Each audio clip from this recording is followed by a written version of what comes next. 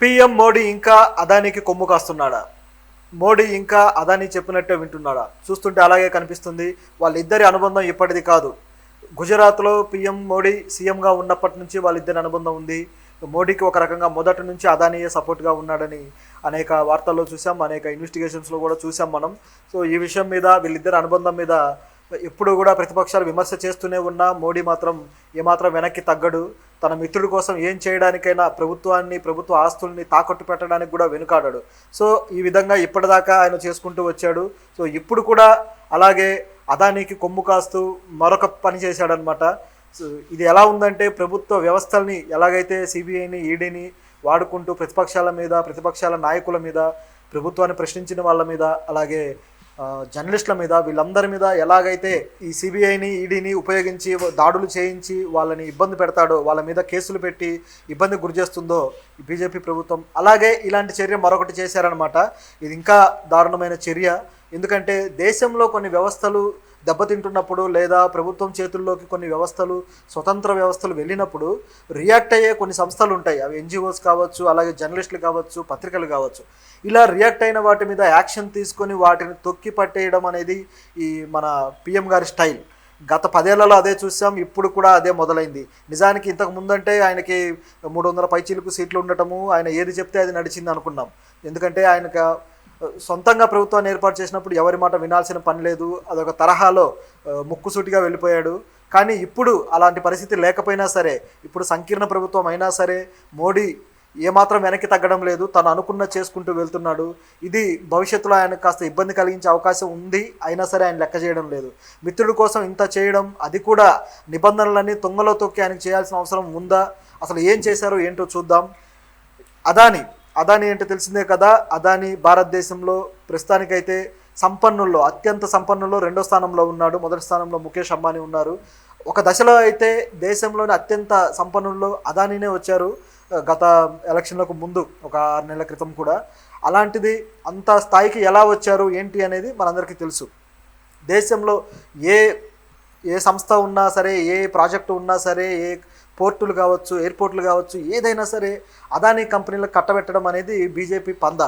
వీళ్ళు ఇప్పటిదాకా అలాగే చేసుకుంటూ వచ్చారు. అనేక పోర్టులు వాళ్ళకి అప్పచెప్పారు. అలాగే ఇక్కడ కూడా బొగ్గు గనులు కావచ్చు, అలాగే గుజరాత్లో అనేక ప్రాజెక్టులు కావచ్చు, అన్నీ కూడా అదానికి అప్పచెప్తూ వస్తున్నారు. ఆయన కాంపిటీషన్ అనేది లేకుండా అదాని సంపాదించుకుంటూ వెళ్ళిపోతున్నాడు.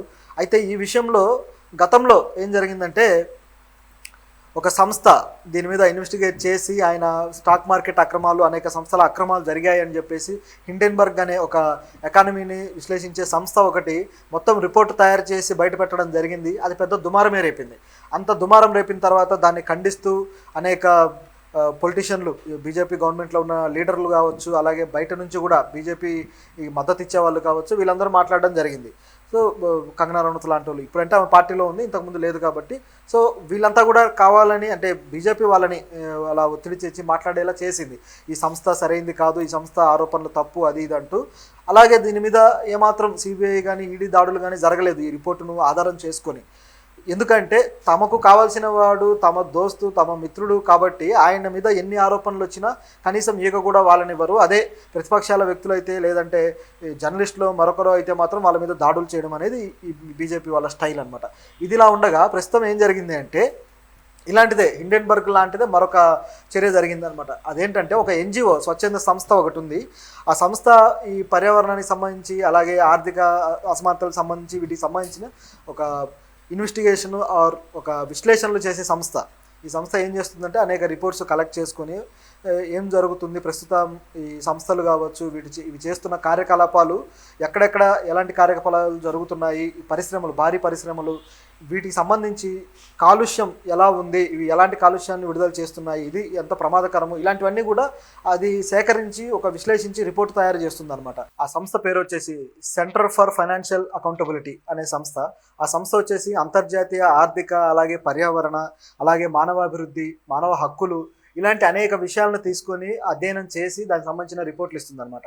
ఇలా ఇచ్చే రిపోర్టులు బట్టి, అంటే అక్కడ అనేక విషయాలు క్యాల్కులేట్ చేయొచ్చు. అంటే ఈ పర్యావరణం ఏ విధంగా దెబ్బతింటుందని కావచ్చు, అలాగే ఆర్థిక పరమైన విషయాల్లో ఎకానమీ రేట్, గ్రోత్ రేట్ ఎలా ఉంది అని కావచ్చు, ఇలాంటి అనేక విషయాల్ని మనం అర్థం చేసుకోవడానికి అనుకూలంగా ఉంటుంది. అంటే ప్రభుత్వం ఒక విషయాలు చెప్తూ ఉంటుంది. ఇప్పుడు ఆర్థికంగా ఎకానమీ రేట్ మేము బాగా పెంచుతున్నాము అని చెప్పేసి, అద్భుతంగా పెరుగుతుందని చెప్పేసి. కానీ ప్రభుత్వం ఏంటంటే ఎప్పుడు కూడా వాళ్ళ గొప్పదనం చెప్పుకోవడానికి ప్రయత్నిస్తారు కాబట్టి వాళ్ళు చెప్పే ఎకానమీ రేట్లు, వాళ్ళు చెప్పే పర్యావరణ పరిరక్షణలు అన్నీ నమ్మే పరిస్థితుల్లో ఉండవు. ఎందుకంటే వాళ్ళకు ఇష్టమైన వ్యక్తులకి, వాళ్ళ అనుయాయులకి అన్నీ ఇచ్చుకుంటారు కాబట్టి.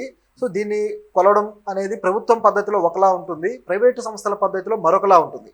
ఈ ప్రైవేటు సంస్థలు ఏంటంటే వాళ్ళు పర్టికులర్గా వాళ్ళు ఎన్జిఓస్ కాబట్టి వాళ్ళ సొంత ఇష్టంతో ఇంట్రెస్ట్తో చేసే పని కాబట్టి ఇది కాస్త జెన్యునిటీ ఉండే అవకాశం ఉందన్నమాట. కాబట్టి ప్రైవేటు సంస్థల రిపోర్ట్లు అనేవి ప్రజలు కానీ జర్నలిస్టులు కానీ నమ్ముతారు, కానీ ప్రభుత్వాలు నమ్మవు. ఎందుకంటే వాళ్ళ మీద ఆరోపణలు చేసినట్టుగానో మరో విధంగానో వాళ్ళు భావిస్తూ వస్తుంటారు అనమాట.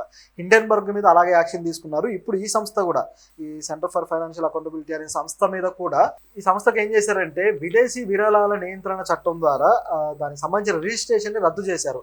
అంటే విదేశాల నుంచి వీళ్ళకి వచ్చే విరాళాలు ఏవైతే ఉన్నాయో అవి తీసుకోవడానికి వీలు లేదు, మీకు అర్హత లేదంటూ ఆ రిజిస్ట్రేషన్ని రద్దు చేశారనమాట. అది ఈ విషయాన్ని హోంశాఖ ఈ సంస్థకి ఆన్లైన్లో తెలియజేసింది, డైరెక్ట్గా కూడా చెప్పలేదు. ఇంకా కేంద్ర ప్రభుత్వం కూడా ఇంకా దీనికి సంబంధించి వీళ్ళకి ఇట్లా రద్దు చేశామని చెప్పేసి ప్రకటన కూడా చేయలేదు. హోంశాఖ ఈ నిర్ణయం తీసేసుకొని చేసిందనమాట, తెలియజేసింది. సో ఈ విధంగా ఈ సంస్థని దెబ్బ కొట్టాలని చెప్పేసి ఎందుకు అనుకున్నారంటే వీళ్ళు ఇచ్చిన రిపోర్టు, ఏ రిపోర్ట్ అయితే ఉందో ఆ రిపోర్టు అదానీ కంపెనీలకు సంబంధించి వ్యతిరేకంగా ఉండడము, అది కూడా ప్రభుత్వాన్ని ప్రశ్నిస్తూ ఉండటంతో వాళ్ళు రిపోర్ట్ ఇచ్చిన కొద్ది రోజుల్లోనే ఇలాంటి నిర్ణయం తీసుకోవడం జరిగింది. ఈ విషయాన్ని మరి జర్నలిస్టులు ఇంకా ప్రశ్నించలేదు, ఇంకా సోషల్ మీడియాలో కూడా ఇది వైరల్ అవ్వలేదు. అలాగే మిత్రపక్షాలు కూడా ఇలాంటి విషయాలు జరుగుతున్నప్పుడు చూస్తూ ఉండటం సమంజసం కాదు. ఎందుకంటే మిత్రపక్షాలు కాస్త గట్టిగా ఉంటేనే ఈ పరిపాలనకు సంబంధించి ఏవైనా సరే నిజాయితీ కలిగిన ఇలాంటి ఒపీనియన్స్ అన్ని బయట పెట్టడానికి వీలవుతుంది. ఇక ప్రతిపక్షాలు అయితే ఈ విషయాన్ని క్వశ్చన్ చేస్తున్నాయి. మరి ఇది ఏమవుతుందో చూడాలి. దీంతోపాటు అసలు వాళ్ళు ఏ విషయాన్ని పర్టికులర్గా పట్టుకున్నారంటే గుజరాత్లో కచ్ ప్రాంతంలో అదానీకి పరిశ్రమల కోసం కొత్తగా అదనపు పరిశ్రమలకి కొంత మంజూరు చేశారనమాట. సో ఇట్లా అదనపు ప్రాజెక్టులు మంజూరు చేయడం వల్ల వాటి వల్ల జరిగే పర్యావరణ నష్టం ఏదైతే ఉందో, పర్యావరణానికి సంబంధించి ఏదైతే కాలుష్యం కావచ్చు ఇవి నష్టపోతాయని చెప్పేసి వీళ్ళు రిపోర్ట్ తయారు చేయడం జరిగింది. కొన్ని రోజులకే ఏం చేసిందంటే FCRA రిజిస్ట్రేషన్ను కేంద్ర ప్రభుత్వం రద్దు చేసింది హోంశాఖ. ఇప్పుడు ఈ సంస్థ ఇబ్బందులు పడ్డట్టు అయింది. సో ఈ సంస్థ ఏం చేస్తుందో చూడాలి. ఇక మరికొన్ని రిపోర్టులు కూడా వీళ్ళు కలెక్ట్ చేసిన ప్రయత్నంలో ఉన్నారు. మరి ఆ ప్రయత్నం వీళ్ళు ఆపేస్తారా లేదా ప్రభుత్వంతో కాళ్ళబేరానికి వెళ్తారా ఏంటో తెలీదు. కానీ ఈ చర్య మాత్రం తీవ్రంగా ఖండించాల్సిన చర్య. ఎందుకంటే అదానీ కోసం మోడీ పనిచేస్తున్నట్టుగా ఉంది. అదానీని నిలబెట్టడానికి, ఆయన కంపెనీలని, ఆయన ఆర్థిక సామ్రాజ్యాన్ని కాపాడడం కోసమే పనిచేస్తున్నట్టుగా కనిపిస్తుంది. గత ఎలక్షన్ల ముందు కూడా మోడీ ఒక మాట అన్నారు. ఈ రాహుల్ గాంధీ నిన్నటిదాకా అదానీ అంబానీకే మేము సేవ చేస్తున్నాం అన్నట్టు మాట్లాడారు. ఈ రోజు ఎందుకు మాట్లాడటం లేదు, అదానీ దగ్గర ఎంత తీసుకున్నాడంటూ మోడీ రాహుల్ గాంధీని ప్రశ్నించాడు. చాలా విచిత్రంగా అనిపించింది ఇది విన్న అందరికీ కూడా. రాహుల్ గాంధీ కూడా ఎస్ నేను మళ్ళీ ప్రశ్నిస్తా, మీరు సమాధానం చెప్పన్నట్టు ఆయన తిరిగి కౌంటర్ ఇవ్వడంతో మళ్ళీ మోడీ సైలెంట్ అయిపోయారు. ఇలా ఏదన్నా ఎవరైనా సరైన కౌంటర్ ఇస్తే సైలెంట్ అవ్వడం మోడీకి అలవాటే. దాన్ని అలా ట్రాక్ తప్పించేసి వేరే ట్రాక్లోకి తీసుకెళ్ళిపోతుంటాడు. ఆ విధంగా అదానీ మీద ఈయన సెటైర్ వేద్దాం అనుకున్నది సాధ్యపడలేదు.